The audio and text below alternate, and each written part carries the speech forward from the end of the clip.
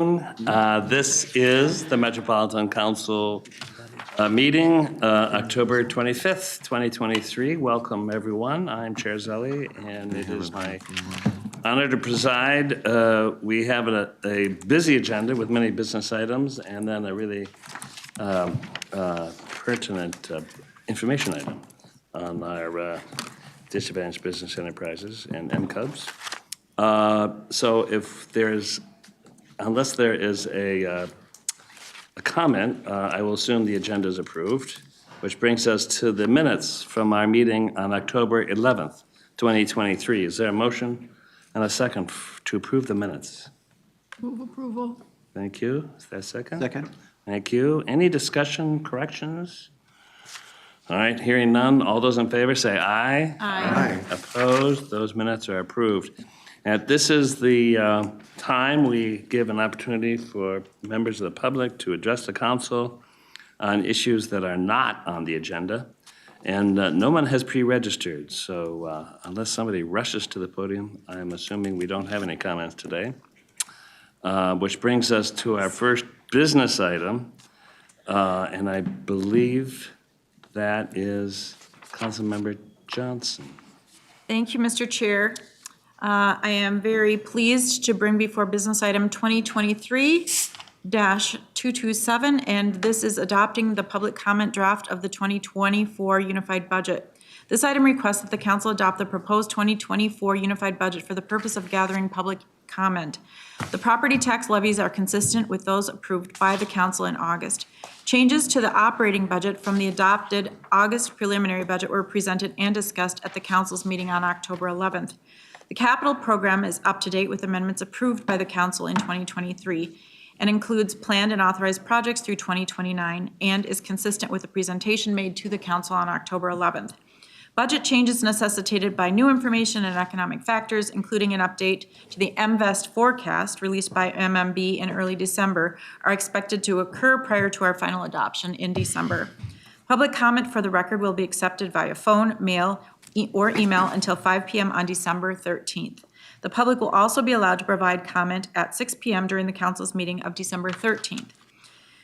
Mr. Chair and council members, this proposed action is that the Metropolitan Council adopt the public comment draft of the 2024 unified budget. Thank you. Is there a second? Second. Thank you. This is something have had thorough presentation in the past, but having said that, are any questions, discussion? All right, seeing none, all those in favor say aye. Aye. Aye. Opposed? That, so this is a roll call. Okay. Because it's a budget item, we'll have to have a roll call vote. Bridget, do you have this memorized? Not yet. Johnson. Aye. Chambliss. Aye. Carter. Aye. Barber. Pacheco. Aye. Lilligren. Aye. Osman. Aye. Zelli. Aye. Morales. Aye. Lindstrom. Aye. Cedarburg. Aye. Bento. Aye. Carter. Aye. Dolkar. Aye. Wolf. Aye. That motion carried, so the public draft of the budget is approved. Brings us to the consent business items. Is there a motion and a second to approve the consent agenda? So moved, the consent agenda. Second. Thank you, thank you. Any discussion? All right, seeing none, all those in favor say aye. Aye. Opposed? All right, which brings us to the reports of the standing committees. Community Development, Councilmember Lilligren. Yeah, thank you, Mr. Chair and council members. Community Development Committee brings one item on the non-consent agenda for consideration tonight. That's item 2023-146. It's the Summit Avenue Regional Trail Long Range Plan. Just a summary of the project. The City of St. Paul's Summit Avenue Regional Trail is a search corridor that is centrally located in the regional park system on the western side of downtown St. Paul. The search corridor runs along Summit Avenue from the Mississippi Gorge Regional Park to Kellogg Boulevard, then on to Eagle Parkway, where the trail connects to the Samuel Morgan Regional Trail at Shepherd Road and the Mississippi River. To date, both the Metropolitan Parks and Open Space Commission and the Community Development Committee have reviewed the proposed long-range plan and moved the proposed actions to the full council for consideration tonight. On August 15, 2023, the Minnesota Environmental Quality Board, or the EQB, notified the city that EQB received a citizen's petition requesting preparation of an environmental assessment worksheet for the project. The EQB notification designated the city as the responsible unit of government, the responsible governmental unit, rather. On October 2nd, 2023, the City of St. Paul made a determination to deny the city's position requesting environmental review of the project, and as such, they have also requested that the Metropolitan Council continue our review that had been paused in August when the citizens' petition was submitted.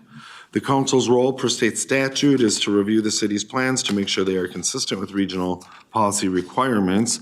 These policy requirements are detailed in Planning Strategy 1 of the 2040 Regional Parks Policy Plan. As described in the analysis section of the business item, staff findings are that the Summit Avenue Regional Trail Long-Range Plan responds to and is consistent with the requirements of the 2040 Regional Parks Plan, including Chapter 5 Planning Policy Strategy 1 Master Plans.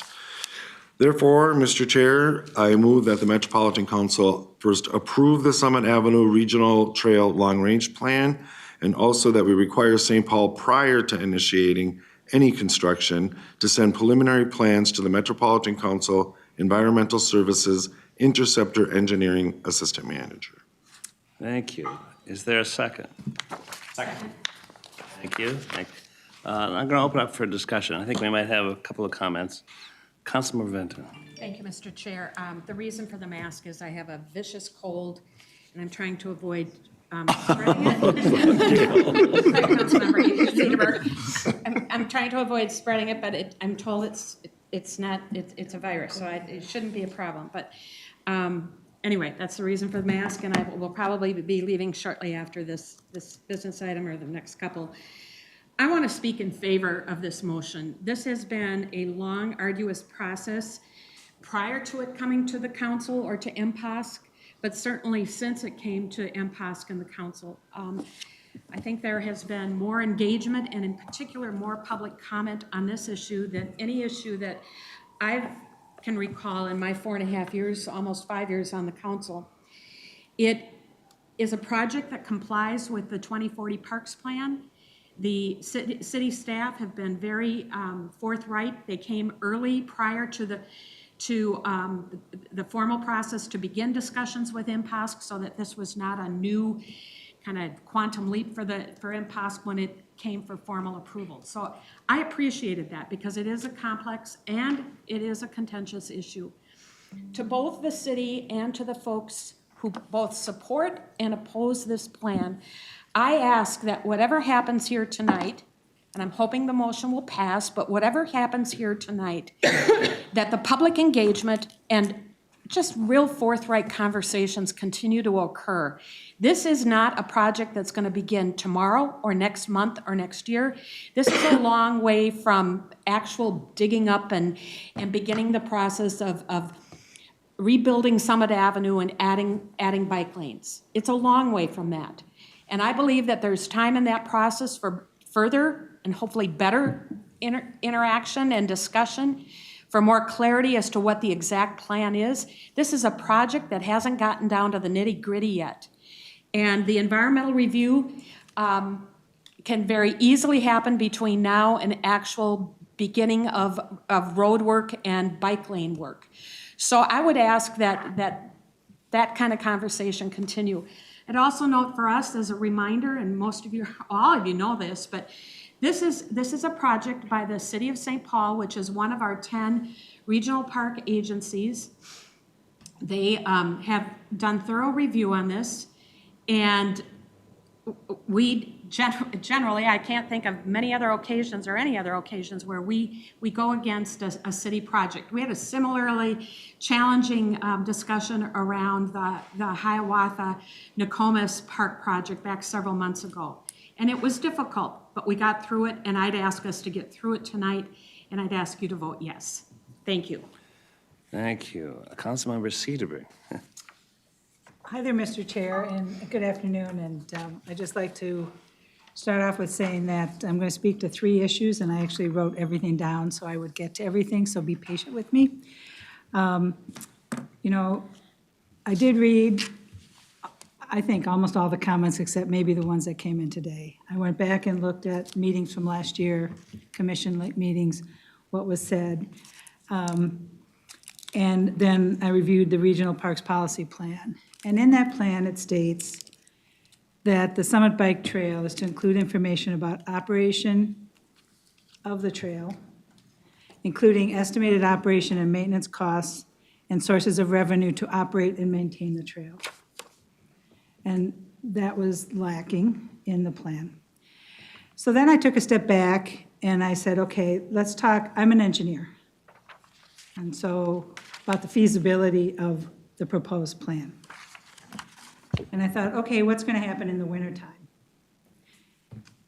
So going through the record, I found a very brief discussion in 2022 where someone actually did ask about the potential for snowplows pushing snow onto the bike trail, especially given that Summit Avenue is a night plow route and is often cleared and plowed for use by emergency vehicles. The comment was pretty much dismissed by staff and by the Parks and Rec, and Parks and Rec are responsible for clearing the trail. So, and current regulations dictate that plowing must be done within 24 hours of snowfall cessation.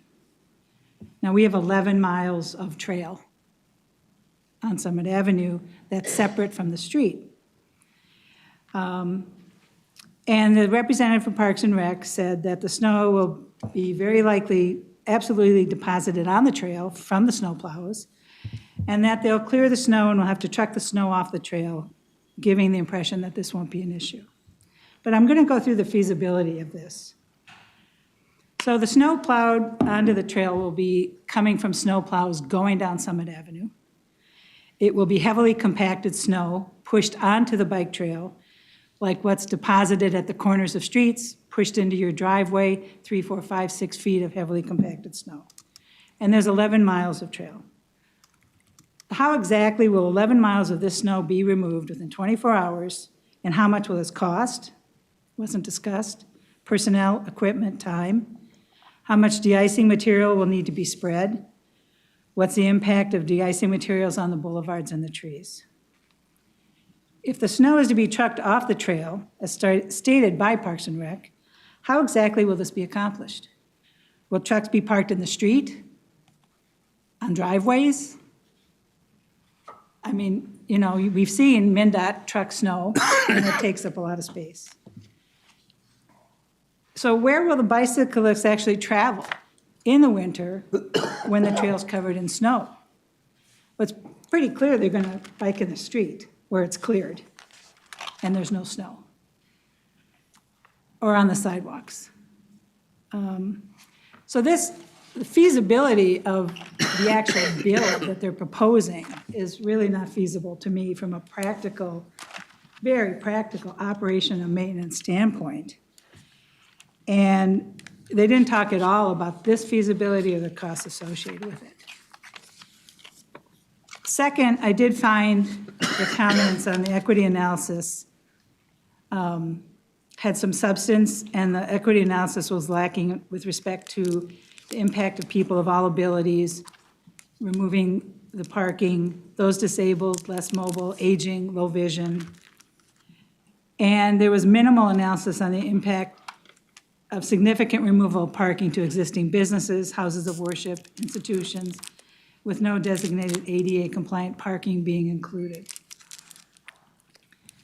Third, I'm going to discuss the environmental challenges of the plan, which includes more than just the differences of how many trees are being removed.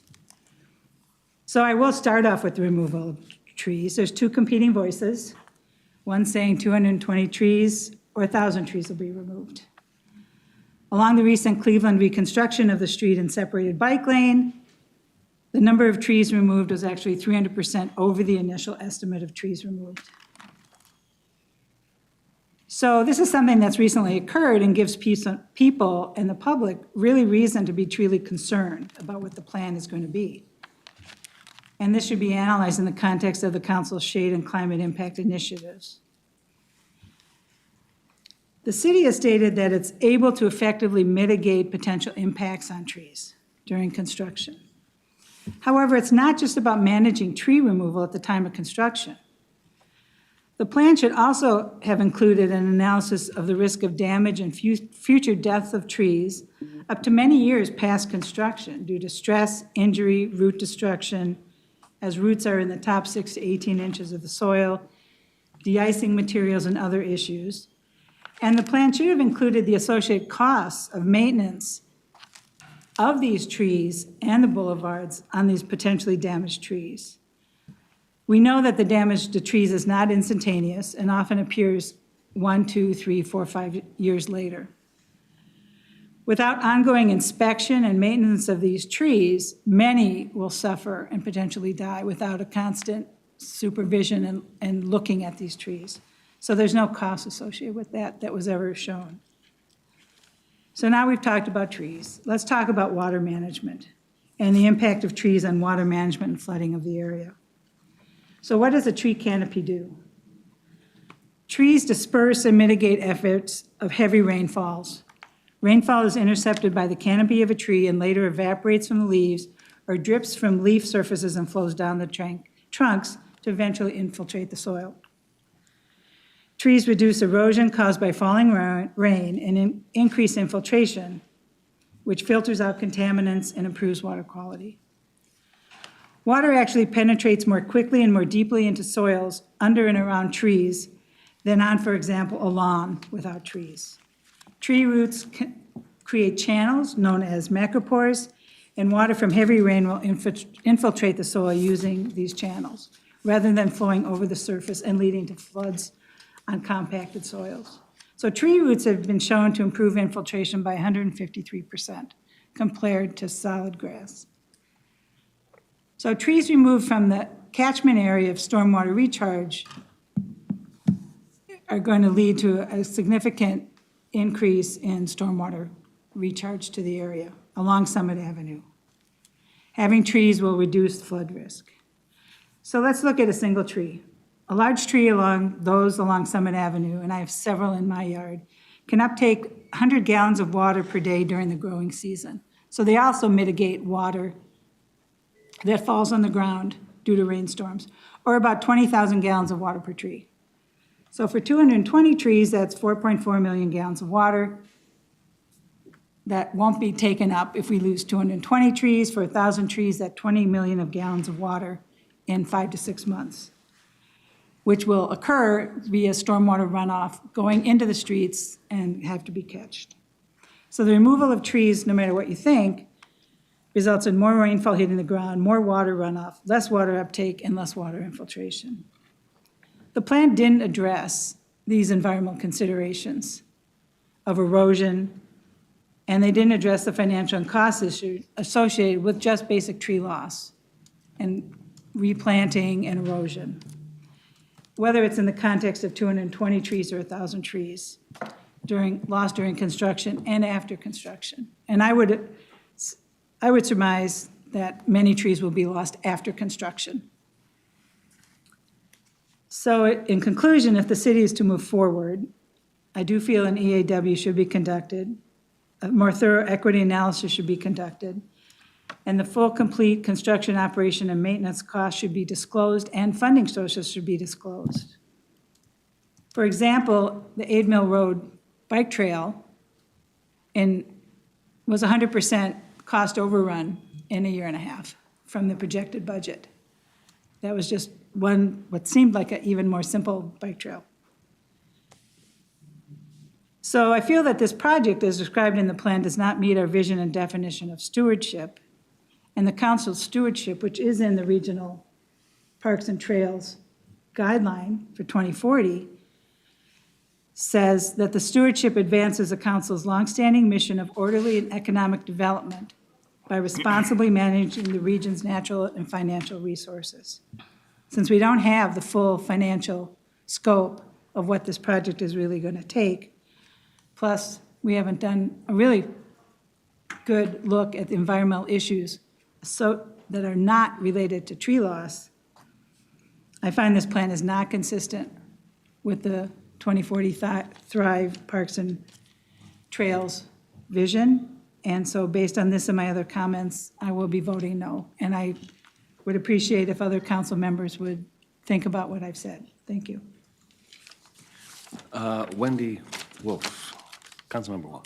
Thank you, Mr. Chair. As many of you know, I served on the Parks and Open Space Commission as the liaison for about 8 years.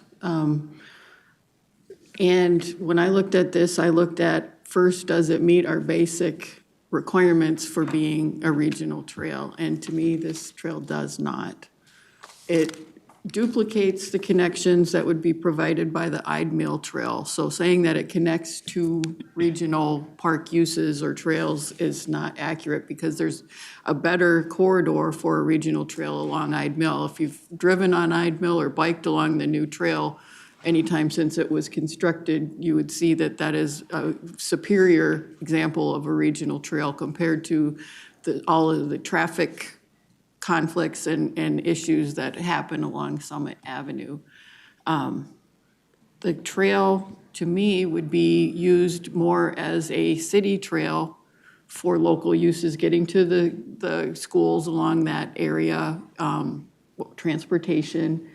And I asked staff about it in community development, but I didn't feel like they took the deep enough look as to whether this is actually a valid regional trail. The Parks Policy Plan says that if you're within 1.5 miles, you can't have another linking trail. And staff said, well, because they all intersect, you don't have to worry about that 1.5 mile thing. But you have 2 trails that for much of it, there's 3 interlinking trails or intersecting trails instead of 2. I can see being within 1.5 miles if there's 2, but once you add that third one in there, one of them is redundant. And to me, this Summit Avenue Trail is redundant in its alignment. I have no say about the actual design of the trail because I never got that far in my analysis because it failed in the first part. It's a local trail, and with the passage of the transportation funding this year for active transportation that's going to counties, there's plenty of funding for St. Paul to do this as a St. Paul trail or as a Ramsey County trail, but it doesn't meet the level of serving a regional audience and being a regional trail. So I will be voting no. All right, others, Councilmember Carter. Thank Tony. you. Thank you, Chair. I very, very much appreciate the information that has been brought forward in the recommendation and motion from our Community Development Chair and from our member of MPOSH, our Metropolitan Parks and Open Space Commission. Thank you very, very much for the information you shared and the support for this particular proposal. I also want to appreciate the comments of both members Cedarburg, and your expertise in engineering is greatly appreciated. Your thoughtful comments with respect to areas of need within the proposal are appreciated. I also very much want to appreciate Councilmember Wolf's comments. I want to also share that as a resident in the city of St. Paul, I, along with multiple other residents with whom I have spoken, use our trails. And we use our trails in order to travel from our city throughout other parts of the region. And we are fortunate that we do have regional trails which begin in our city and which extend to other parts. I have regional neighbors also who I know use our trails from other cities into our city and beyond, who also feel fortunate that we recognize the potential of a regional trail that travels through even our urban environment to serve our regional community.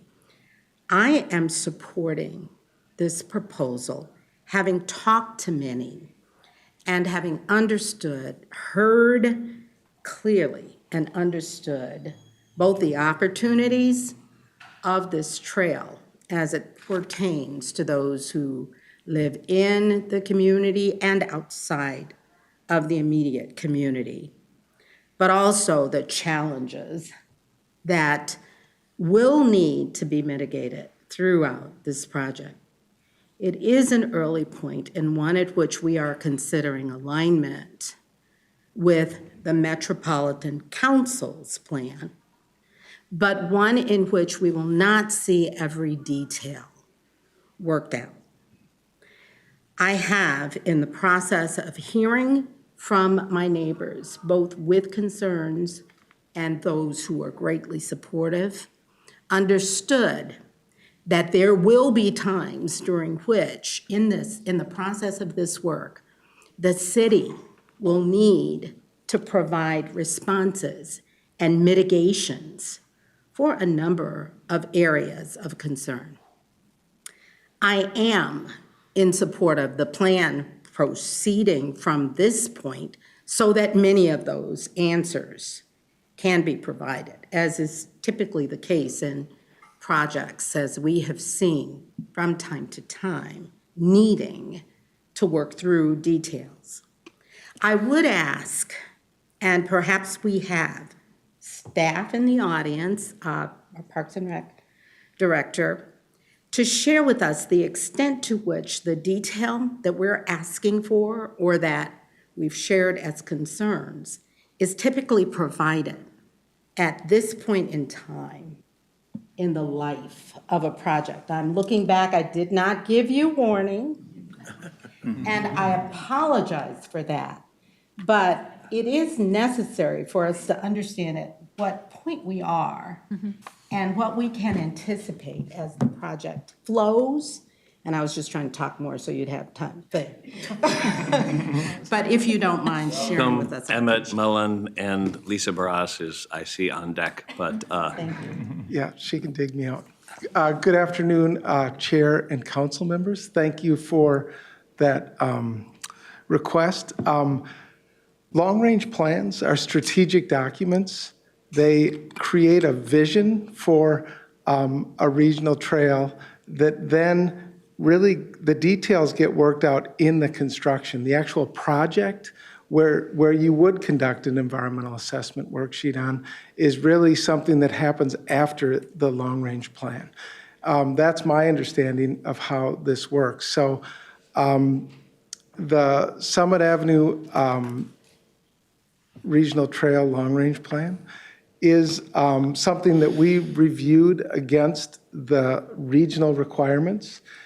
We have been working with the City of St. Paul staff for over 2 years now on it, and it wasn't a slam dunk. To think that this was something that they just put forward and we're just approving is not the case. We've really been in deep discussion with them around all facets of the 14 required elements that we reviewed. So that's why there's a staff recommendation for support. And if there's any other questions that I could help with, or Lisa, if you want to add anything, please do. any other questions for Sue Vento, then Councilmember Cedarburg? I do have a comment I want to make before we vote, but I would like to ask Lisa if you would talk a little bit about the EAW process and where that should occur. And as you're coming up, I just want to know, it could be 10 to 15 years before this project comes to fruition. So we're talking about an extensive period during which the city will be working on this, and we can continue to be engaged, and certainly the community can continue to be engaged. Thank you, Mr. Chair, Councilmember Vento. Lisa Barajas, Executive Director of the Community Development Division, for the record. Environmental review typically occurs at not the planning stage, but at the project stage, like a comprehensive plan, which is a long-range plan for a city that the details and level of information that you would need to conduct environmental review happens when you start moving in that, into that next step. As Emmett said, this particular long-range plan, all the long-range plans in the, across the metro and in the state of Minnesota are specifically exempt from environmental review. Doesn't mean that environmental review could not still be conducted, but at the plan stage, comprehensive plans and long-range plans like this are exempt from review because you're at a concept stage. And as has been reviewed by the Environmental Quality Board through rulemaking, that's the typical process. It doesn't mean that you couldn't still conduct environmental review at a later stage or when project and funding comes to fruition, or at your own discretion or in response to a citizen's petition. But just that it's not required because it's often seen that at the planning stage that you don't have this level of detail that you would need to make decisions around mitigation and avoidance that you would typically do during an environmental review process.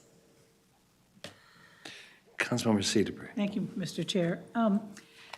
Saying all of that, and I understand that, is that this is a concept plan, but it's fixed to be one that's dedicated with a raised bike lane outside the street, as composed to a concept plan of having bike lanes down Summit Avenue, which could look at alternatives to have bike lanes in the street and reconfigure the street. So it's more than just that of a concept plan. It's a pretty fixed concept plan. And being that it's a fixed concept plan of, here's on this segment, the bike path will be here. So it's more than just a concept plan. It's a design. You're into the design of the bike path. And so that is my concern, is it may take 5, 10, 15 years, but you've kind of drawn a line in the sand and said, this will be how this bike trail will look. And so that is my concern, given the information that there's no financial information provided, which is supposed to be there, no funding opportunities provided. So it's a fixed plan that you're putting forth, and it's a concept, but it's pretty fixed. And so where in this process of 5, 10, 15, 20 years will it be saying, this isn't feasible, oops, we should go back to this? And that's what I'm not seeing, because it's pretty fixed, how you've written it. Ms. Barras.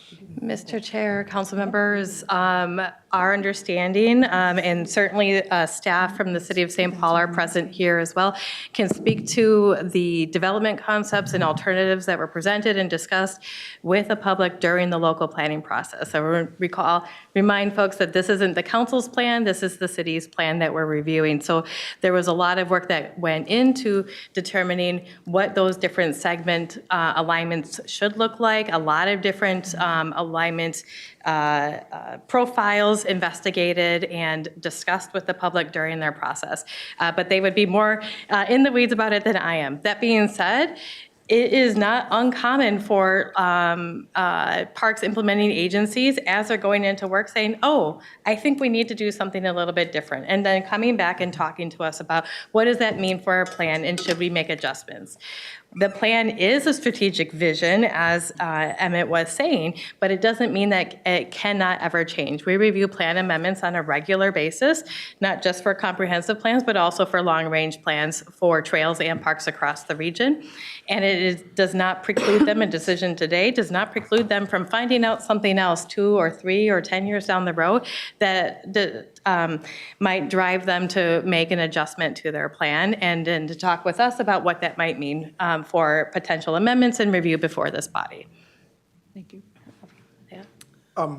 Chair and council members, I don't have much to add to that other than to say things can and do change when they get into the design and engineering and then finally construction phase. And I know that the city staff will be out walking this trail at that point and figuring out what is the actual on the ground look like. So I think largely what you said, Councilmember Cedarburg, is accurate, with the exception of there is leeway in that final design, and a lot of it is what they encounter in that final design phase. Thanks. Thank you. Thank you both. Councilmember Vento. And then Peter. Before this debate concludes, I just want to go back to the young man, the 11-year-old, the boy, the young man, who spoke at our last meeting during the public comment. That's who this bike trail is for. It's not for any of us. It's for the future. And if you weren't here that night, I'd encourage you to go back and listen to him. He and his mother had written us a letter, and when it came time for the public comment, she deferred to her son. And he spoke to it beautifully, and I think that's what we want to keep in mind here tonight. Thank you. Councilmember Lindstrom. Oh, thank you, Mr. Chair. I think this is the poster child for a linking trail. Like Councilmember Cedarburg, I looked at the past meetings and reviewed our policy plan. In fact, what I saw in our policy plan was these words: the siting of linking regional trails should consider both high-quality natural resources and to major human-built or developed resources in the fully developed areas. Interesting, human-built resources include historical and architectural buildings and sites, educational facilities, cultural facilities, and major public and private buildings. I have a hard time coming up with a different search corridor or area of our region that doesn't meet each one of those different areas than Summit Avenue. From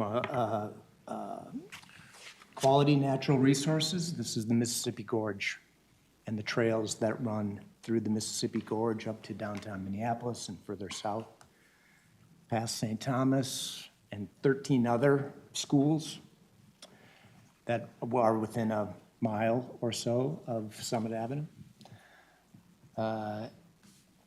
Past the cathedral, the governor's mansion, into downtown St. Paul. And the beautiful buildings, the beautiful homes that are along Summit.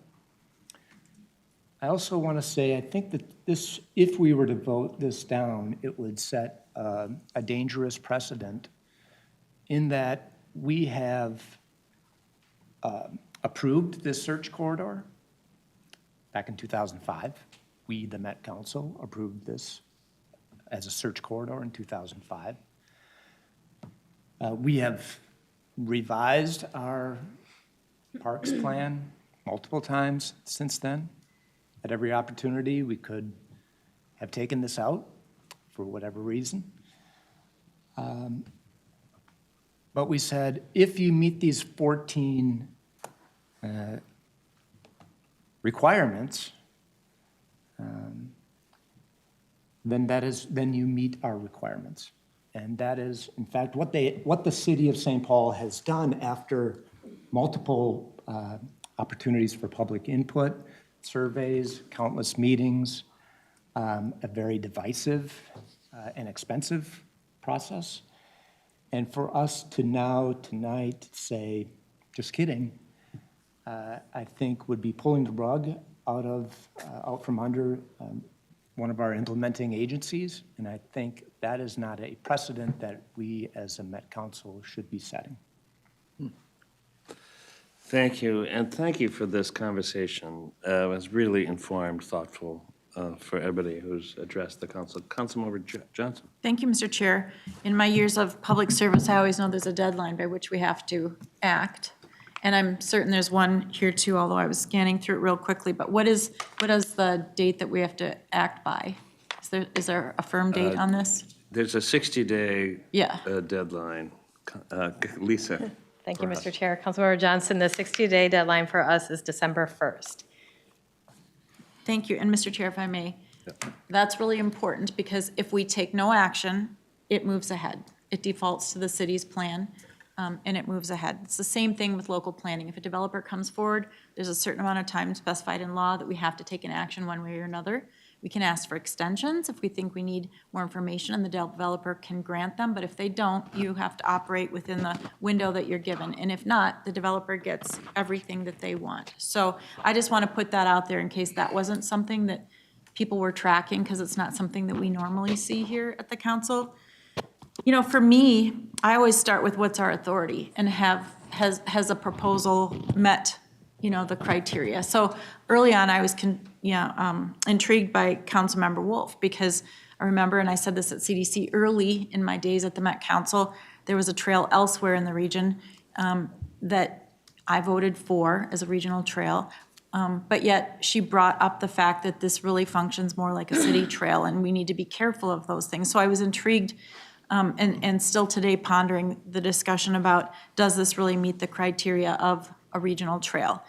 I'm also very intrigued and you know, that the decision in '05 was made that it go in as a search corridor. So it's not an approval certainly, but it is an indication that this council or bodies before us have said that it's meeting criteria. Now, unless that criteria has changed over the years, I don't have that information. So I have heard a lot of testimony from so many caring and good people.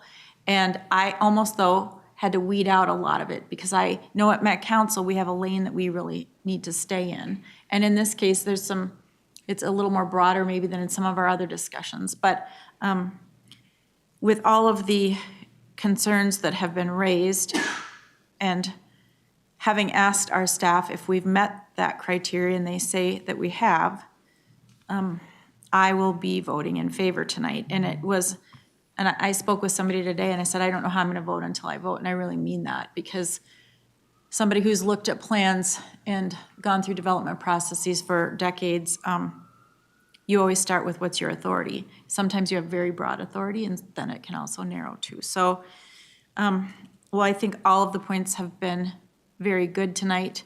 I am hoping that the city of St. Paul, as they move forward with this, will intently take into account the continued concerns about this, and as they move into deeper planning stages, maybe alterations can be made, but I know that change is coming to this corridor should it pass tonight. And it is not lost on me that it will be painful for some people.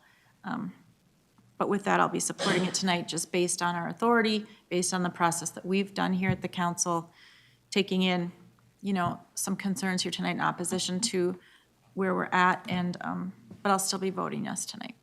Thank you, Councilmember Johnson. And something you just said, I just want to build on for everybody's information. Kind of partly this 60-day time period that we're in. We all received requests from an attorney representing a group that would ask us to delay this action. And I just want to let you know why it still remains on the agenda, which is my prerogative as chair. It's partly because of this time limit. Also, considering our responsibility, the council's responsibility, to review the long-range plan for consistency with regional requirements. We actually aren't, when it gets to be a project, then it goes through a whole different set of reviews. But that's not, this is a long-range strategy which we discussed. If the Court of Appeals were to find St. Paul needs to do an EAW at this point, there are remedies that could come through the process, and if that were to happen, the city would be obligated actually to come back to us to amend the long-range plan. So it's not taking action, doesn't foreclose or support, or it's kind of neutral to that whole appeals process. So there's no reason our action here today would affect that lawsuit. So which is why we're marching forward with this action. But taking no action, and we would go beyond the 60-day period, then we would just simply be abdicating our responsibility, which is what I think Councilmember Johnson just pointed out.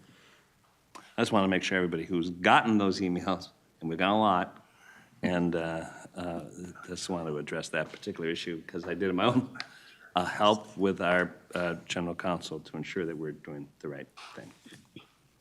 With that, I think we're ready for a vote. We've had a motion and a second and a great conversation. I'm going to say, all those in favor say aye. Aye. Opposed? Nay.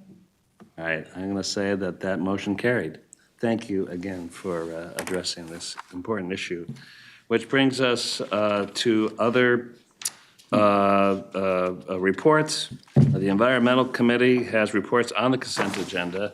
The Management Committee has one action. Councilmember Johnson. Thank you, Mr. Chair. Mr. Chair, the proposed action is business item number 2023-255. It's a same week item. The Management Committee heard it today. And it is for approval of the FDA, EPA triennial DBE goals for fiscal years 2024 through 2026. A bit of a summary. The council is proposing a 13.4 FTA DBE program goal and an 11.9 EPA DBE program goal for fiscal years 2024 through 2026. Council approval of the goal is required by the FTA. These proposed goals were presented to the Environment, Transportation, and Management Committees in September. In addition, the goals were presented to the Equity Advisory Committee. When establishing an FTA triennial DBE program goal, the council must inform, consult, and engage with the public and provide an opportunity for comment. The council's 30-day public comment period was from October 28th through September 28th. A virtual public comment meeting was held via Teams on September 14th from 2 to 4 p.m. A total of 18 comments were received. I also want to note that Dr. Samuel Myers from the University of Minnesota, along with his team, were hired to establish the FTA and EPA triennial goals. He presented the methodology he used to the Management Committee on September 13th of this year. And I just want to say, if anybody has a chance to go back to that September 13th Management Committee meeting, you will be really pleased that you did, because Dr. Myers, along with Ashante Payne, our Office of Equal Opportunity, have done a fantastic job in partnering over this last year. And we've had goals in the past, but it was really checking to make sure, are there other ways to calculate this? What are the methodologies? What is defensible if we're ever challenged? And so with Dr. Myers' team, and of course our team here, a great presentation was given on those methodologies, so the management team and others in the community could know how they were calculated, and then you kind of average them. I'm not getting deep because that's not my style. I'm not that person, but not smart enough to do that necessarily. But it was very thorough, and I was just so pleased that that long exercise was undertaken. And so please do just review that September 13th meeting if you haven't seen it. So therefore, Mr. Chair, I move that the Metropolitan Council approve the FTA and EPA triennial DBE goals for our fiscal years 2024 through 2026.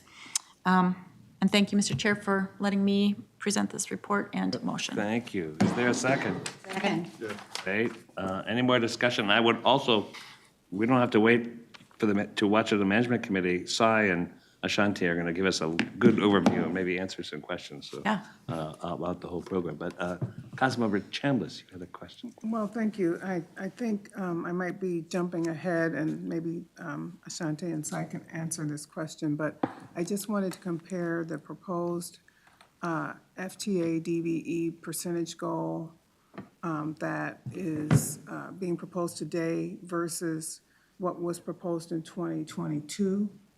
At 18.22%, and then the same thing for the EPA DBE differences.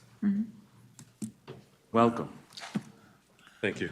Mr. Chair, council members, Ashanti Payne, Assistant Director in the Office of Equity and Equal Opportunity. That 18.2% FTA was our achievement for federal fiscal year 2022. The goal that we are currently operating under is 14% for FTA. And we achieved 16, I do have it somewhere in the presentation that we're giving later. It's I think it was 16% achievement in our EPA goal for 2022. Thank you. Mr. Chair, if I may, Yeah. just add to, we had kind of another minor review of it today in management, And I know some council members had some input too, and there was, I just have to say this, there were discussions about maybe rounding up, but I think our committee just affirmed, nope, we're going to be very precise with how the report came out from the U and just honor that whole process. So if anybody's wondering, well, that's a weird number, why not just round it up? That was why we chose not to. Excellent. Councilmember Chambliss. Chair, I've said this before, and I will say it again. I'm very proud of that achievement that was made in 2022, and that we are still on track with high achievements compared to what we were doing in the past. And I owe that to the leadership of Shantae and Cy Jordan. And Mr. Chair? Yes. Not for today, but in a couple weeks, there's another item that'll be coming before you that the management committee heard today. So if you want some more really great news from OEO, Cy, and Ashanti and the team, take a look at what procurement and Jody and what IS is doing with Craig. I mean, it's just amazing and what's happening. More to come. Stay But if tuned. you like this, just wait till the next report. Excellent. That's a teaser. Okay, I like that. Any other discussion? All right, this motion was made and seconded. And all those in favor, say aye. Aye. Aye opposed. That motion carried. On to a joint report on the city of Shorewood. And Councilmember Lilligren, is that you? Yeah, thank you, Mr. Chair. So we have a joint report on the City of Shorewood 2040 Comprehensive Plan to approve that and approve their comprehensive sewer plan as well. So the Shorewood receives regional wastewater services on this plan, and that's why it was heard both in Community Development Committee and in the Environment Committee. The city is located on the southern shore of Lake Minnetonka and is planning for forecasted growth of 200 new households and 400 new residents between 2020 and 2040. Our staff council found that the 2040 plan conforms to regional systems plans, is consistent with council policies, and is compatible with the plans of adjacent and affected jurisdictions. Mr. Chair, I move that the Metropolitan Council adopt the attached review record and take the following actions. The recommendations from Community Development Committee is to authorize the City of Shorewood to place its 2040 comprehensive plan into effect. Also to revise the city's population and employment forecasts upward, as is shown in Table 1 of the review record, and to advise the city to implement the advisory comments in the review record for forecasts and water supply. The recommendation from the Environment Committee is to approve the City of Shorewood Comprehensive Sewer Plan and to advise the city to implement the advisory comments in the review record for wastewater, which state that the city is currently reviewing and negotiating revisions to several of its intercommunity service agreements.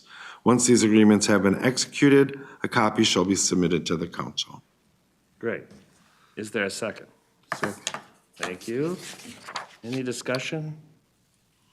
All right, hearing none. All those in favor say aye. Aye. Aye opposed. All right, that motion carried. All right, we're on to our information item. We've had a few little teasers about that, but Cy, Ashanti, welcome.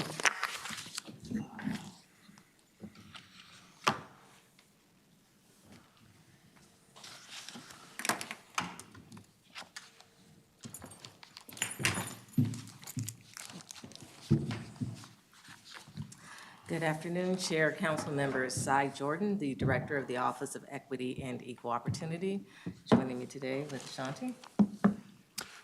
Good afternoon, Mr. Chair, council members. Ashanti Payne, Assistant Director, Office of Equity and Equal Opportunity. And today we're before you to talk about our small business program overview, specifically about goal setting and to answer any questions that you might have. We will touch on the FTA and the EPA goals, but certainly if you have additional questions, feel free to ask us as well. And if you'll indulge me just a bit, you don't have a slide on this, but we don't often get to come for you as a department. You've seen Ashanti and other staff speak to you primarily about small business related matters and support other team members across the organization. And so just want to talk a little bit about our department. And so our department is composed of currently about 25 FTEs, 22 are council FTEs, 3 are special project FTEs, paid for special funding for our light rail transit operations and other growth in that area. We hold the responsibility of a number of roles across the organization, so we have designated statutory and regulatory roles that scan the areas of the Equal Employment Officer, Affirmative Action Officer, the Americans with Disabilities Act, Title II around programs and services, not reasonable accommodations for employees, the Title VI around race, color, national origin, and the Disadvantaged Business Enterprise Liaison Officer, in addition to being the council-wide equity implementation division. We handle compliance, technical expertise, also education, and again, equity. We've got about 26 reporting and plan requirements that we abide by under those regulations, mostly manually, which we'll definitely be talking about as well today. In addition to the FTA and EPA goal setting that you've heard about, subrecipient oversight, affirmative action planning for the council as a whole, equity policy, which is a council-wide policy, in addition to our discrimination harassment policy. We have the designation as of July of 2023 around the eliminating racial disparities in the council's strategic plan and the anti-racism and economic justice trust commitment that we've been working on for a number of years with partnership and being led by the Center for Economic Inclusion. We have the ADA transition plan, again, council-wide, and Title VI plan as well. And so we operate under about 10 areas and functions across those different responsibilities that we have, and we're certainly a gap filler for anything else that is protected class or equity related across the organization, and we do so certainly willingly in that capacity and role. Even though we have 22 or 25 staff that support our work currently, we have been operating probably at about half staff for at least 2 years throughout COVID. Over 5 years that I've been here, we've grown as a department about 4 positions, with 16 of those positions being filled between November and May of 2023. And then as of probably November 3rd, we will have 4 vacancies because of really the weight of this work and the capacity that it takes to operate here at the council. And so with that, just wanted to give you a quick overview about where we're at and how we support the organization. We jump deeper into our small business program, which you often hear about. Thanks,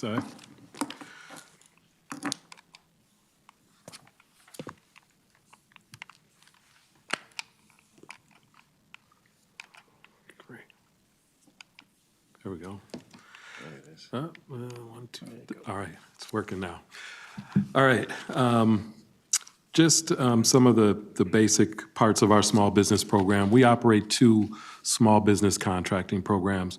One is the Federal Disadvantaged Business Enterprise Program, which only applies to projects with federal money, and the second is the Metropolitan Council Underutilized Business Program, or MCUB, projects funded with state and local money. Can I just clarify something? This is like, because I know too much, but maybe I don't. My understanding is that if a project has even $1 of federal money, it's a federal project. Is that right? Mr. Chair, that is correct. Okay. Yes. So when we talk about these 2 different programs, it has to be pure Met Council, state funds, that's an MCOB versus all of our federal. Yes. Got it. Okay. So carrying on with that, DBE, or Disadvantaged Business Enterprise Program, are businesses certified through the MIN-UCP. And the MIN-UCP is comprised of 4 agencies, the Metropolitan Council, the Minnesota Department of Transportation, the Metropolitan Airports Commission, and the City of Minneapolis. And that is the only certifications that we play an active role in. And it's an often overlooked aspect of the work of the team that does that work, but is very important and very critical to the program's administration. And we set goals on contracts that are, if it's in excess of $50,000 an estimate, we will look at it and review it for a numerical goal. Our MCUB program is not a separate certification, and we don't, and the only component that we play a role is in that DBE certification. So it's made up of businesses who have their primary place of business here in our region, and that are certified either as a disadvantaged business enterprise, a targeted group business through the State Department of Administration, or veteran-owned business, again, through the Department of Administration, or a CERT certified business, which is operated by the City of St. Paul for Ramsey County, Hennepin County, and includes businesses in, get my geography right, western Wisconsin. However, we do focus in terms of MCUB on those businesses that are in our Twin Cities metropolitan region. And for those, we set goals on contracts that are greater and equal to $175,000. And there's some reasons why that we'll get into later in the presentation. And then we look at some of the other tools that we have through legislative authority, which are MCUB Select for contracts which are valued at $25K and up to $175K, and then MCUB Direct Spend for purchases that are up to $25,000. So just as kind of a brief kind of overview of our methodology, I know some may believe that we just throw stuff against the wall and we come up with a goal, but what we do primarily has to be legally defensible if we were ever challenged. And we use a process that is called relative availability. So this is something that has been reviewed legally and meets that standard. And this next sheet, this is an actual example of something that would come to me for review and for approval from the specialist and from the program manager. You see how it is calculated. We look at all of the firms that are available in the scope versus the available MCUBs in that scope and come up with a ratio and a relative availability number. If you look at that final column of adjusted value, you'll see that there are sometimes we will increase that value if we know that there are plenty of MCUB firms available in that scope. And we also balance things like, have we looked at a project similar to this previously? What was our approach? What were the results to influence some of those decisions as well?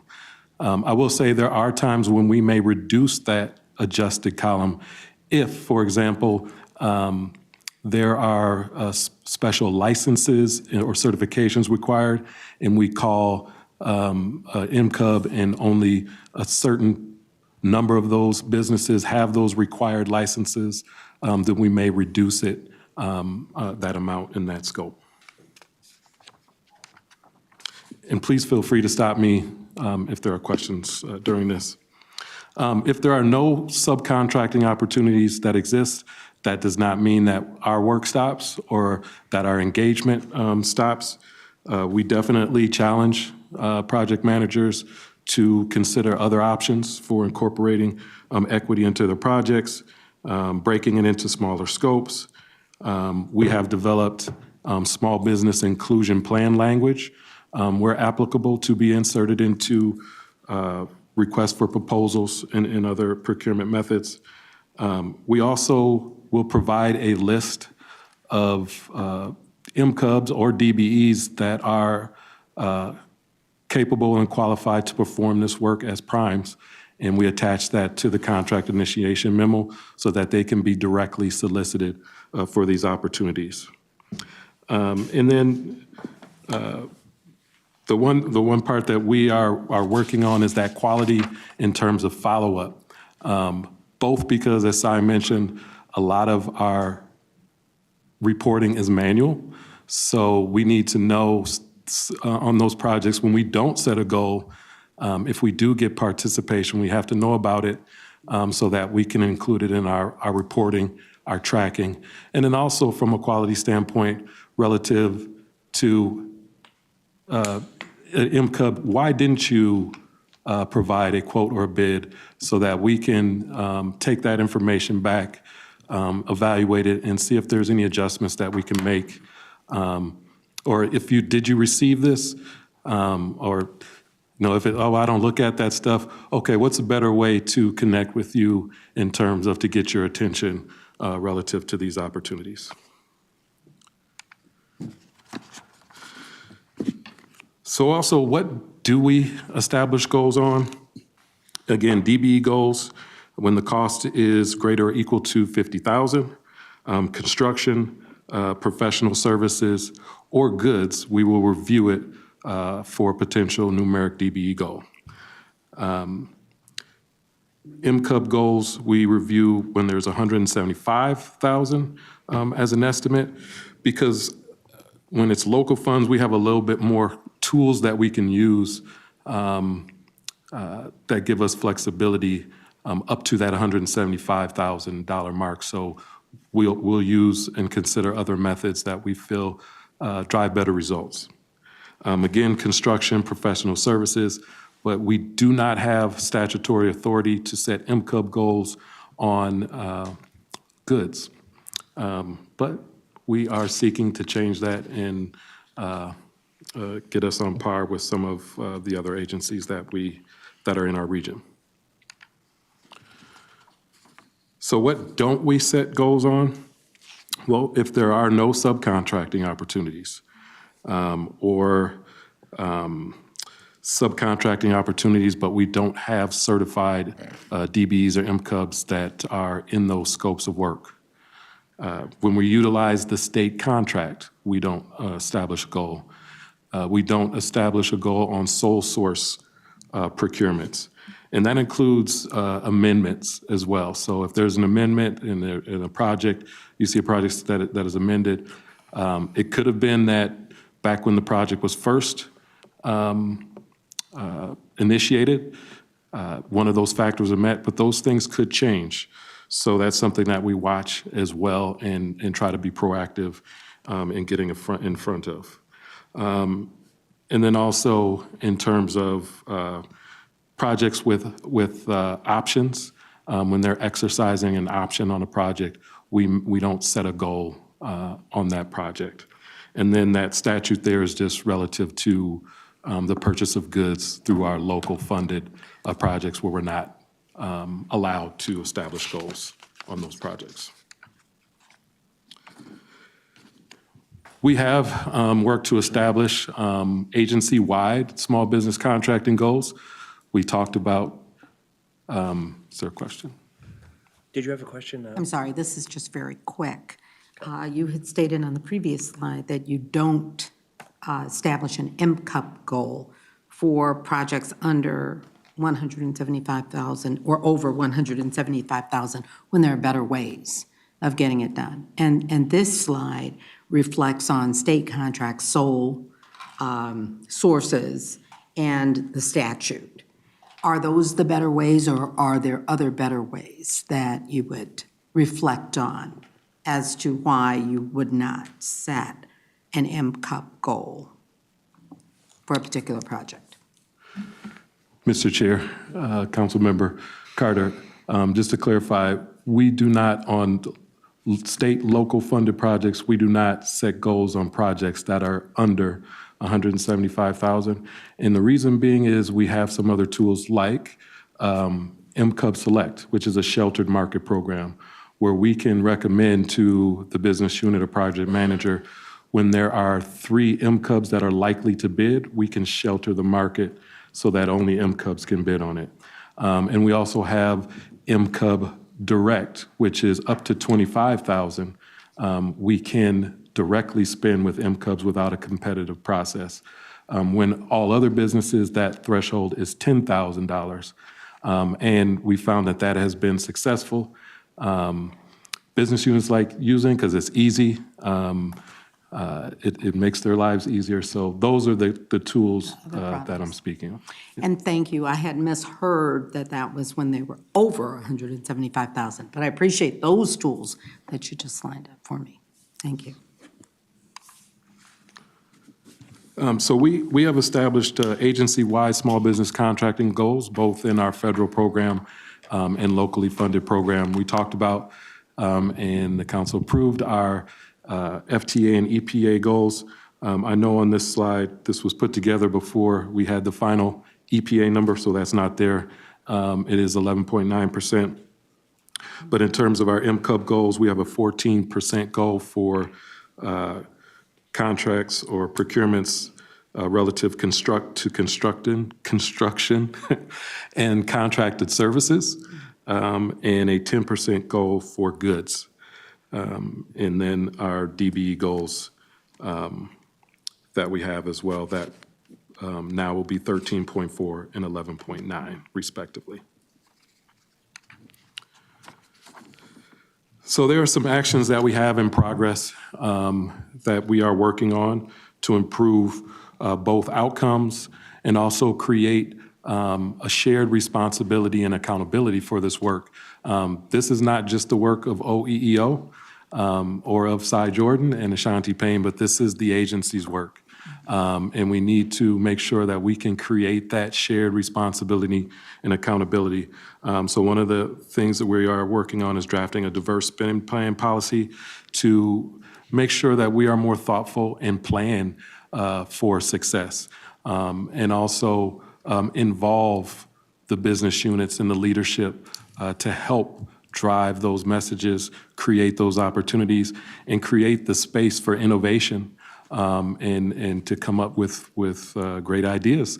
Councilmember Johnson shared something that we did with IS and procurement and partnered. That's just one example that we definitely want to highlight and promote as a best practice. So yes, I would also encourage everyone to watch that management committee that we had today. We also, we talked about the FTA and EPA goal setting. We are close. I keep hearing close, very close. I hope we're close to executing the contract for the small business equity audit, where we're looking at not only our administration of our small business programs from an equity outcome standpoint, but our contracting and procurement processes to see where we can do better, get recommendations. What are some of the best practices that may be happening with some of our other partners in the region or across the nation that we can implement? The Department of Administration is leading the disparity study for the entire state. We've been actively engaged in that process. So definitely want to recognize the staff at the council who have been gathering data, information from the offices of procurement, OEEO, OGC, and helping that process. I believe that RFP, it may be posted, but I know it's soon to be posted as well. Again, that is part of being able to make sure whatever programs that we administer, if we are challenged, that we can defend ourselves and that there is a legal basis for what we're doing. We also are working on proposing some legislative changes relative to giving us, some of the same authority as some of our regional partners, such as MnDOT and others at the state have. We are seeking that same sort of authority. I know, some folks and even council members have mentioned some projects that have been successful at the state level, and we're seeking that same authority to do some of those new and innovative things as well. Just some highlights. We talked a little bit about this, and now I have the exact number for the EPA achievement in front of me. We did achieve 18.22% DBE achievement for 2022 in our FTA program. I'm told that that's the highest we have achieved in our history, so definitely something to be celebrated. And I'm definitely big on celebrating success and recognizing it. And again, our EPA DB achievement for 2022 was 16.7%. And our goals, just for reference, we have a 14% FTA DBE goal and 11% EPA DBE goal. So we exceeded those goals. We have now included an MCUB component to the quarterly procurement training series. So we're also providing training and information to council staff so that they can be better prepared and positioned to act intentionally in terms of their engagement with MCUB businesses in their work. The IS staff augmentation pilot project is what we presented at Management Committee today.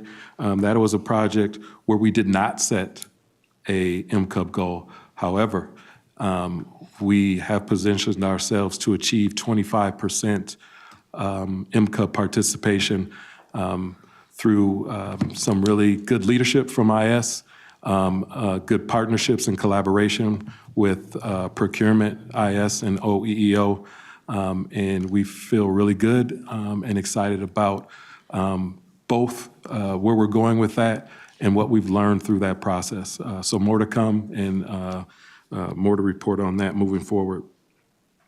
We have entered into some realms where we have historically achieved zero MCUB participation and developed some supplier diversity relationships with B&L Supply in a partnership with New Flyer, and that happened in September of 2022. We report on that quarterly to Management Committee. And B&L spend in Q3 2022 was $26,000, a little over $26,000, and that went up to $388,000 and continues to rise. We also have a new partnership as well through our supplier diversity. Again, these are mainly components and parts for our transit vehicles and operations. It is a win-win. It allows some of these bigger companies to be more flexible and meet our needs more quickly with a local partner that is also an MCUB. And some of those parts that we order and we know frequently that we will be needing for our operations. Also, what can you as council members do to support us? Definitely ask questions. I always say this, hold me accountable, and then also support our legislative policy agenda that we're proposing to move forward, and help us in supporting just eliminating barriers to MCUB participation. And Sai, anything else that you would want to add to that? I will add about the numbers before we continue on in the presentation, open it up for questions. So we've spoken a little more in depth about our FTA and our EPA goals, our DBE federal goals, and how we've met those. We report quarterly on our MCUB goals, which are state and local funds at Management Committee on a regular basis. So plenty of material and information on where we are there. And we've shown a lot of progress and success in our MCUB program. And so we certainly fluctuate percentage-wise. We do have separate goals, as Ashanti stated, for our MCUB achievement, and we fluctuated in those percentages, but we've had a lot of good success in dollar amount and change in the way that we spend within the council that we certainly want to have increase and grow. And a part of our council's strategic priorities, as well as our Anti-Racist and Economic Justice Trust commitment, is to increase in our spend with those small businesses. And even as we increase with our spend, we're not unique in this, but we increase in spend with white women-owned businesses. So our second goal is that we reduce and eliminate that disparity gap between businesses of color as we continue to increase with our spend. And so we certainly are asking for those partnerships across our organization and then continue support with the council in those efforts as well. And so as Ashanti mentioned. Councilmember Johnson, do you have a quick question? No, I'll wait. Oh, go right ahead. We were just going to move into these slides here in terms of questions and some more specifics about our legislative updates. And before we do that, I just wanted to highlight some of the resources that are available, not only to our internal staff, but also residents across the region. And those folks that we are asking to respond to our procurement opportunities and participate in the programs that we administer. So we have a good faith efforts resource guide so that bidders and proposers are clear about what is required to meet that standard of good faith efforts. Also, procurement has provided a link to, they have a link to our council contracting opportunities that we like to highlight and share. And we've conducted training relative to how to access that information, download plans, respond to opportunities, and the forecasting of projects. We definitely heard that was something that was important, not to just small businesses, but any business that are trying to respond and plan out their work for the future. And then on our Minnesota Unified Certification Program, that website, the council operates and administrates that website on behalf of our partners, and we provide information on our programs there as well. And then the certification portal, where businesses can go one-stop shop and certify as DBE, TGB, VET, or CERT, and all of them or one of them. And I'll turn it back over to Si.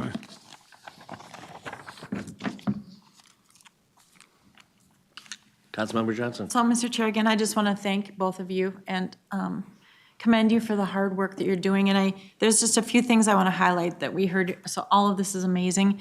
But for this body, it's important to recognize what they've been doing with a huge shortage of staff over the last few years and the work that they've still been accomplishing. And this is not only in the Office of Equal Opportunity, but it's throughout the council. So recognize it's happening in IS and it's happening in transit and transportation and PD and RA and CDC. And, so I just want to commend everybody for the work that you've been doing while they've been understaffed and, the task. Think about just if you serve on CDC, also just the Metro HRA and the heavy lift that they have in some of their work and on and on. So I commend you. But we've got to continue to have a strategic plan. And I talk with Phil about this is, how can we as a council make sure that these authorized, spots in our budgets, we are giving them everything that we can to fill them, and we're making progress. But there's more to do so that they're not so stressed and we keep people here at the council. And second of all, I think it's really important, and I said this at management today, and I learned a lot about this when I chaired audit, but we really need people in the divisions, in the units throughout the council to partner with the Office of Equal Opportunity and procurement. They can't do it alone. They need willing partners to take this kind of training, to learn how to better engage them in the work, and to start to make this really happen throughout the council in a more robust way. And again, just watch the management committee meeting today to learn about how the partnership with IS came forward. That's pretty amazing. So I think that, if there's anything that we can do throughout all of our committees is to continue to encourage those business units to really work hard with this team and do everything that they can to shift and continue to get more minority businesses engaged at the council. And then last but not least, if you haven't attended one of their trainings, I did one virtually and I could certainly do more, but it was pretty fascinating to just see how you're really working with people. I don't think it's an easy system. And, for the type of training that they're doing and outreach that they're doing, I know Councilmember Pacheco talks about it in management often. We have to make sure that we're getting those resources and getting the word out. And so, again, I commend you for the work that you're doing, and there's a lot that I think we can do as a council to help internally support their work, and then externally to get the word out and to better understand what they're up against, but also the great achievements that they're having. So that's what I wanted to say, Mr. Chair. Thank you. Councilmember Pacheco. Yes, Mr. Chair, members here. A couple things. First of all, thank you for the work you're all doing with the Equity Advisory Committee. Sometimes that's hard to manage with like 21 members when they show up, and how the agenda's working, and I think the staff you have managing is doing a great job. A couple other things that now we are doing this small business equity audit, which went up for RFP. I read the RFP, and I think I'm really looking forward to it. And it's somewhat similar to what we did already with what you presented today, where we went outside. So this is the first time we went outside to look at the audit, to do the small business audit, actually. And so, again, I'm really looking forward to the information you provided, because there are a lot of the questions I hear on a daily basis. One of the issues is certification. I'm glad to see we're part of that MCUP management of the certification, because a lot of the state agencies go through Department of Administration for the certification. And just not long ago, and I've repeated this before, I met with them and said, okay, we've got a little under 9,000 Latino businesses, according to the Secretary of State's office, indeed, in Minnesota. So how many do you have certified that therefore could do work for us, for transportation, Department of Transportation Corrections? There's 88. Not how many got a contract. But out of 9,000, I think we're lacking there. And so we're meeting with folks and see what were the barriers. There's a lady within my staff who applied. She finally got certified. But at the Indian or the tribal training the other day, I was sitting with a member of the governor's staff. He said he gave up. And I've heard that often, that the go through the certification process was more of a barrier than an opportunity, and we need to look at what our role, how we can support, take another review of that to see if there's something we can do, because it's not enough to say we didn't have enough to apply and then move on. It's but why, and then where, and I think there's other organizations like mine and the Black Chamber of Commerce, Hmong Chamber of Commerce that actually could feed into that. The only other thing, too, is that I just want to thank you for being here today. So often I sit here and I listen to all of the good things that you do sprinkled into everything. And it doesn't have a complete picture of what you do and what your team is doing today. So I appreciate that. And anytime you want to come back and say, here's where we're at, that's great. So thank you. Thank you. Go ahead.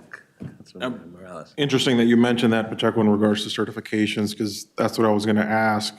Like specifically in the roofing world, when it gets to the specifications in engineering, they specify you have to use a specific product, right? And to get certified with that specific product, there are a lot of barriers for minority and women-owned contractors, where it's extremely hard for them to get that certification because there's only a handful of contractors that control the market to that world, right? It might be something that you have to do working with procurement, but getting rid of that specification in the engineering when it comes to roofing, because there are other comparable products that do the exact same, that warranty the exact same, but only a handful of contractors can get certified with specific suppliers, right? So it might be something you have to look at with procurement, but I know for a fact, I know a lot of minority and women-owned contractors that can't get certifications with certain suppliers, and those are the main suppliers that are in the specifications for large contracts, like with the Met Council,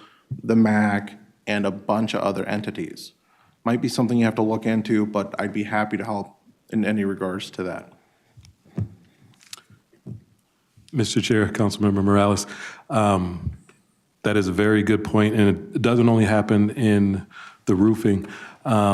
Interesting enough, one of the city of Edina, how they accomplish that is they purchase the product themselves and then have the contractor do the work. So that's also another way, but that we definitely would appreciate your support and ideas that you may have in terms of tackling that issue as well. Councilmember Carter. Wow.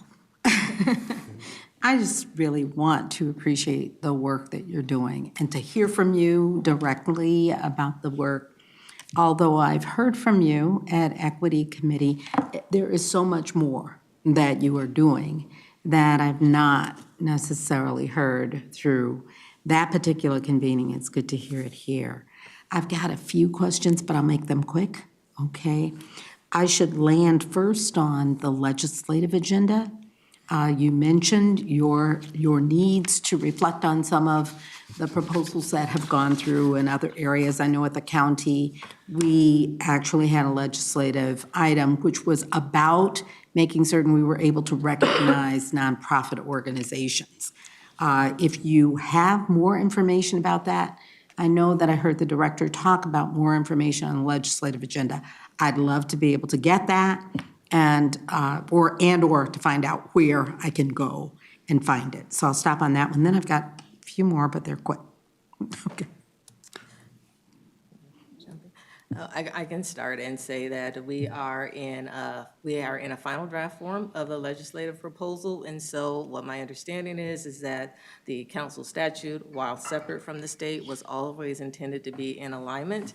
We have been out of alignment for some time, and so there were a couple of missed opportunities in this session around two very significant provisions that would support our MCUB work, and so we've pulled together a team. We are working, taking ownership of that, and working in partnership with legal and procurement and Judd's team as well to move that forward in the 2024 session so that we can, one, be in alignment across the board.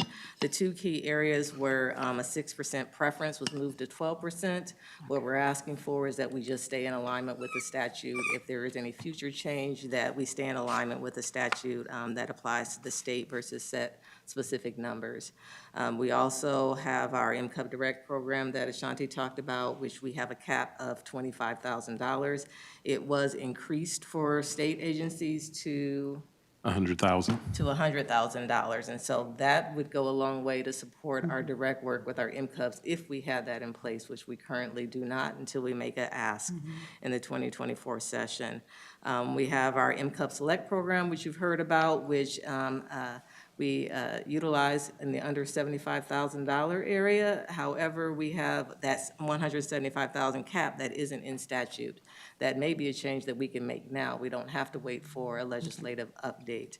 And then we also have a direct negotiation on maintenance and construction, where we can get two quotes if they don't exceed $250,000 in the work that's already been used by MnDOT, and so we're asking for that, that same consideration for council projects. And then there are a number of changes. One Ashanti mentioned in the presentation around adding specifically goods to how we set goals for MCUBs, which is not in our current statute, and so based upon our legal counsel's strict interpretation of the statute, we don't use it in that area. And then to that same point, there's other clarification on language around types of projects and contracts in our statute, and we are rewording and asking for legislative approval to make those changes for easy interpretation. I didn't expect you to go through that whole list, but thank you. Those are really good. And I would just ask a few other questions. Thank you, first of all, for that.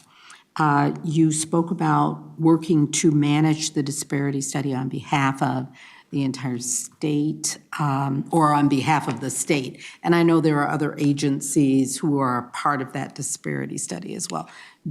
Are you able to share with me or tell me where I can find out which those are? We are working in collaboration with the Department of Administration, who manages the project, but Ashanti, you want to speak to it more with regard to the disparity study? Just who's in it? Yes, Mr. Chair, Councilmember Carter. I'm going to get all of these right. Don't try to. Tell me where to go. Metropolitan Council, all of our MNUCP partners, so Metropolitan Council, Metropolitan Airports Commission, City of Minneapolis, MnDOT, but also Hennepin County. And Ramsey County? I don't think they were in the last one, but they should be in this one. I want to say yes, but I'll have to. Check we will will check on that and get you the exact list of those Thank you. entities that are included. I And can't speak last- for certain, but I believe in our collective with the CI around our Anti-Racism Economic Justice Trust, there's a Ramsey County representative from procurement, and they stated that they were going to be entering and joining in the study, but I can't say for certain if that has occurred. I'll find out. Thank you. And last but not least, you mentioned BNL, which is a B/M owned MCUP. I just don't know the acronym or what's B/M. That is a black male-owned firm? Oh, okay. I can get that. Thank you.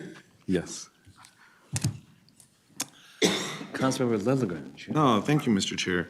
And thanks, Sai and Ashanti, for all of your work and for presenting here. And we're fortunate in Management Committee that we get to spend a lot of time with Sai and Ashanti and their staff and just see the amazing work that they're doing. And Ashanti was on your slide about how council members can support the work. And you used the words, it's a shared responsibility and accountability. And I just really want to lift that up and emphasize how important it is that those of us sitting around this side of the room support this work, are vocal about it, in committees, make it clear we expect to see the Office of Equity and Equal Opportunity included in my experience in government. Roles like an OEEO can be easily put to the side or easily marginalized, or barriers can be put in the way of their work. And so I think we really have some responsibility to help remove those barriers. And I really want to thank Councilmember Johnson for her leadership in Management Committee on issues like this. She's always the first to bring them up, the first to bring them forward, and the first to really lift them up in a room full of our executive staff that hears that then, that the council's supporting that, and all the committee members in Management Committee bring that up. And I think that's so key, that's so critical, that we're emphasizing, re-emphasizing the importance of this work to us as the policymakers in this agency.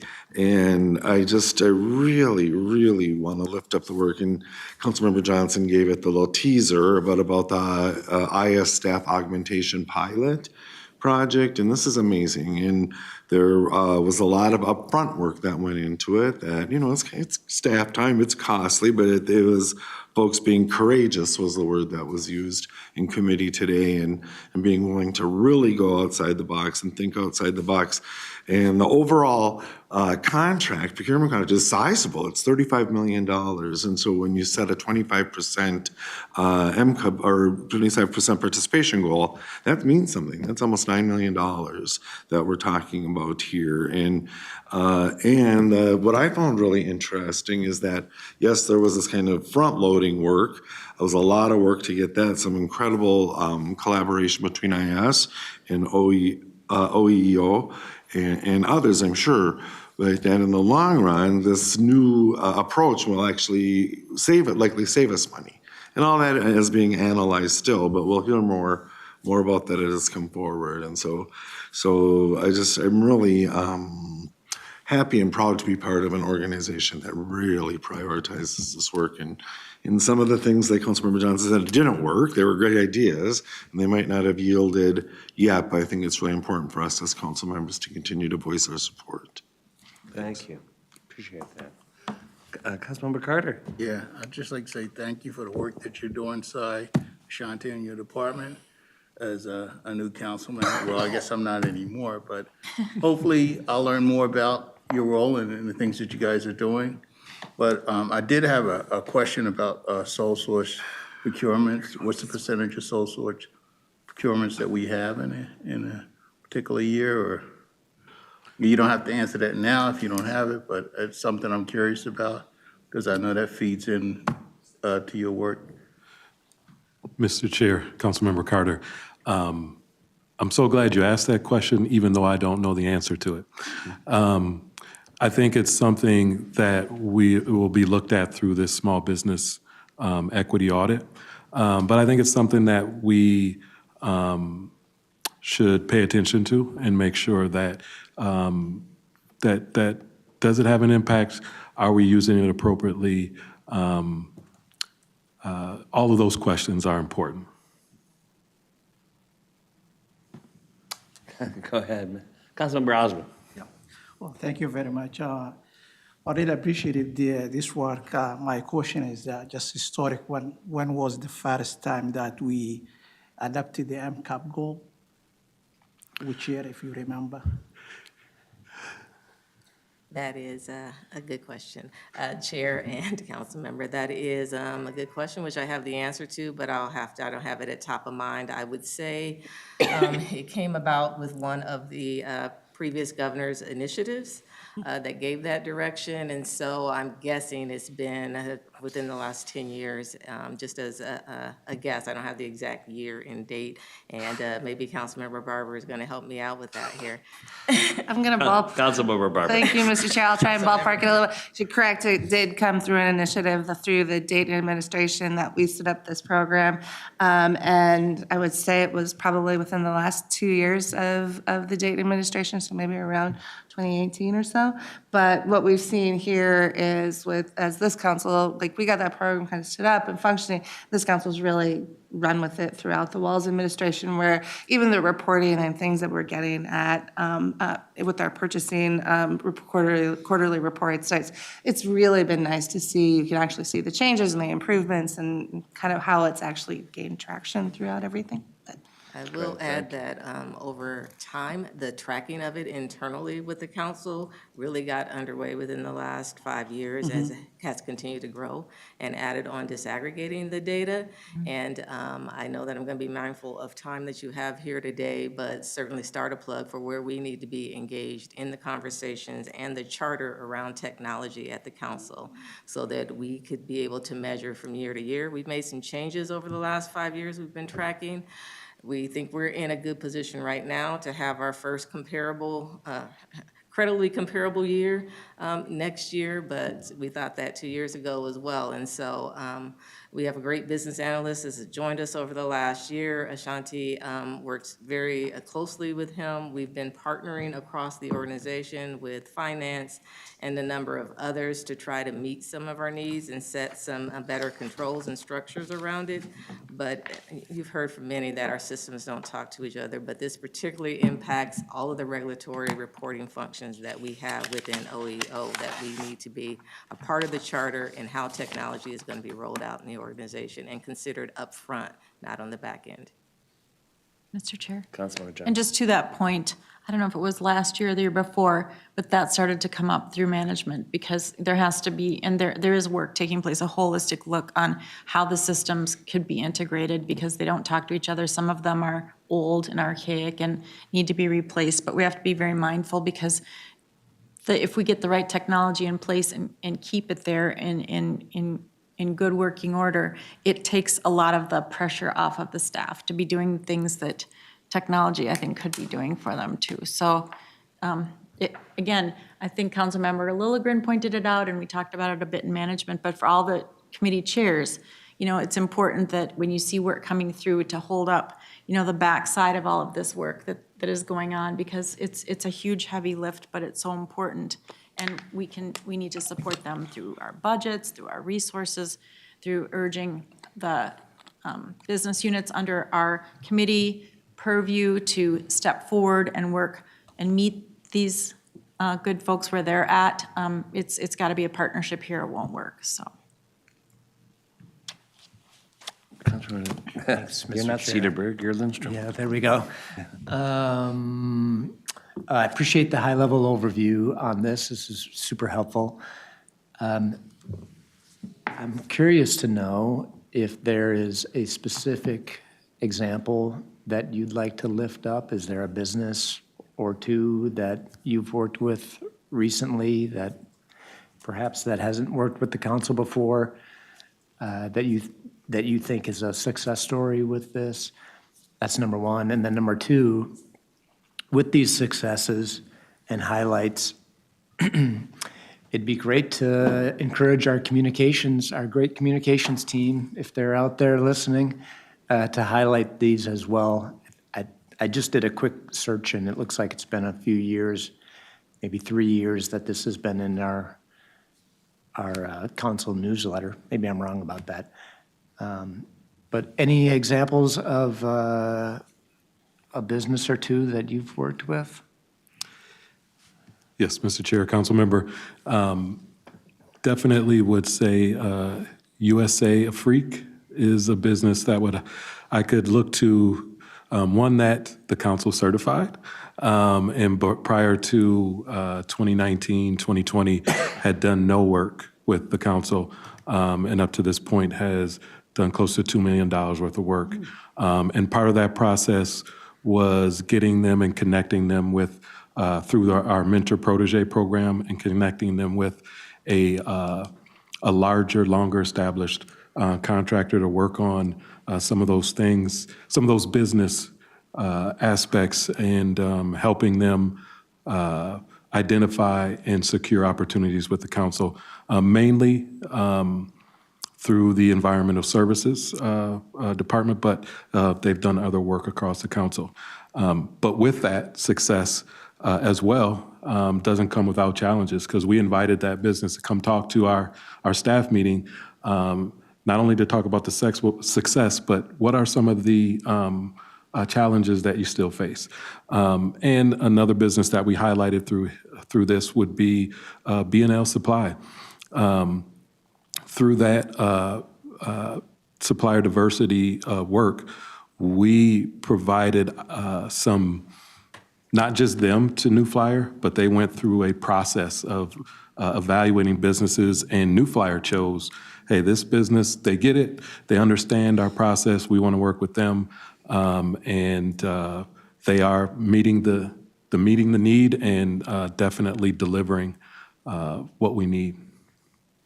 And Chair, Council Member, we are working with communications, and so you'll be hearing a lot more from us. We have some more reporting this year, but you'll be hearing a lot more from us in 2024. And so we have a communications plan developed around all of our services, and then we're in line for the rollout of that with the communications team. Great, thank you. Mr. Chair, just one last comment. And to that point, again, in management today, I just said, these are headlines. You know, they should be headlines, and they might not be headlines, but to us, they're headlines. I mean, this is great work. We're on that.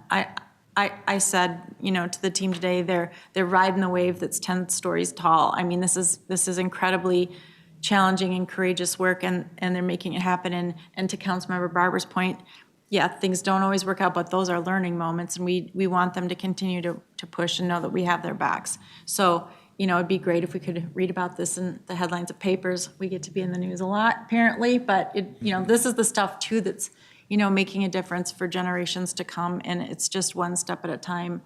Sometimes we get leaps here and there, but it's because of our hardworking staff that it happens, and them being willing to push a lot. So I think they're worthy of many headlines, and I wish we could see them every day and read about it. Tony. Thank you. Just one more thank you, and that is to this council that has supported this work and been behind the support of the individuals in front of us and their staff to do it. And one last, very last thank you is for all of the materials that you provided us in this meeting, not simply the presentation, but to understand through the FAQ and through the flyer for NCUPs, and also through the cheat sheet on certification. You reduced and made those things simple for us and for businesses, and even for people in the community to better understand this work. And to Robert's point, as we better understand it, we can better represent it and support you. Thank you again for the work. Thank you. Thank you for that. And Chair, Council Member, if I may, as we don't have any more questions, and so I'd be remiss to say Ashanti has been featured in a number of communications and recordings outside of the council, so he can always send a link as well where you can always find out about more information and how we've otherwise been getting knowledge about the work that we're doing and the innovation here at the council. And to some of the point all of you have made, very proud of our team and the growth we've had in the Office of Equity and Equal Opportunity. And for our small business unit, yes, of course, which you hear a lot about, but for each and every other area that we're working on, from our light rail transit to our investigation unit, our equity unit, our ADA and Title VI work. I mean, we have an outstanding team who is not only capable and competent, but very dedicated change makers and active in what they're doing as well. Well, Sai, Ashanti, I hope you feel the love. We're really deeply appreciative, and congratulations. This is really great. And I, for one, do not take it for granted. I have been there at MnDOT 10 years ago when we were falling short of goals. Ashanti remembers. And you walk into protests, you walk into people who are angry. I don't take it for granted. You know, these things don't just happen, you know, so. That's right. Well done. Any reports that anybody wants to share?